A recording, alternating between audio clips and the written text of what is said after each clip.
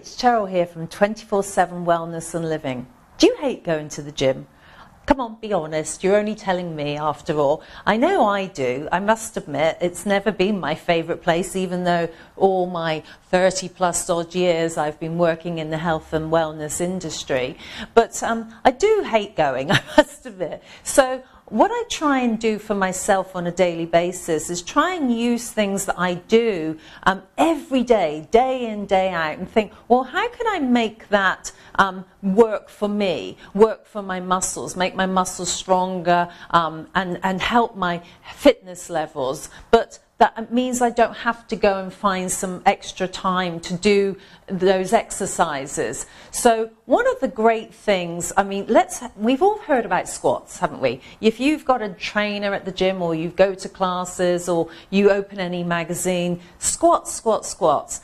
And why not? They're absolutely a fabulous exercise, really good for the strength of the quads, hamstrings, gluteals, really good for the whole back line, so helps people with back pain. So they're a really good exercise to do, but I hate going to the gym and just pounding out millions of squats. So what if I gave you some information that meant you probably never would have to do a squat at the gym again?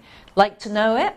Well, every time you sit down, and let's face it, if we added it up, it's probably hundreds and hundreds of times a day, we sit down into a chair and we get back up from the chair. But most of the time, they'll have arms on a lot of the chairs, and we kind of let it go towards the end. We just sort of plop down. I know I over-dramatise that a bit, but we do not support ourselves that sort of last few inches. And the same on the way up, we'll often use the chair, use our hands to help push us up, or the arms.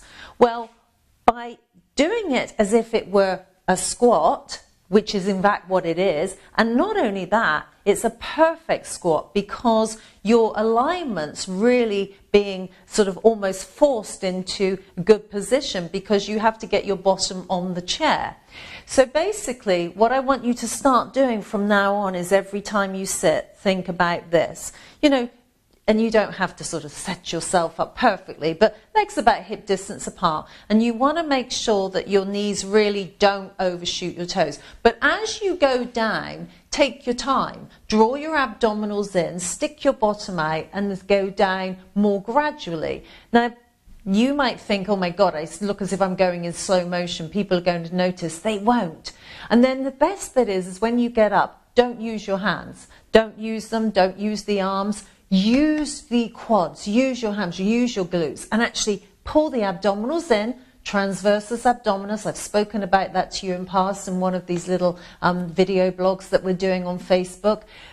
So you want to engage your core and literally push yourself up, nice and slowly. Push into your heels, not your toes, and take your time, and you'll feel those muscles work. So slowly down, abdominals tight, stick the bottom out, almost you want to get that hinge at the pelvis, navel to spine, slowly down.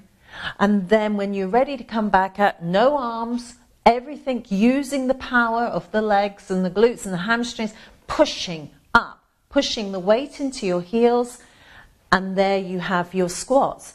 You're probably, as I said, getting up and down from a chair all day, every day. You probably end up doing 100 squats. And yet if you went to the gym and did 100 squats, you'd be furious with your trainer or furious with the person who was teaching you that in the class of, how many more do I have to do? Well, you're doing them every day, getting up and down from a chair. So basically, if you do it with the correct technique, think about the actual where your body is and how to use your body and using the muscles, you'll actually never have to go to the gym and do a squat ever again.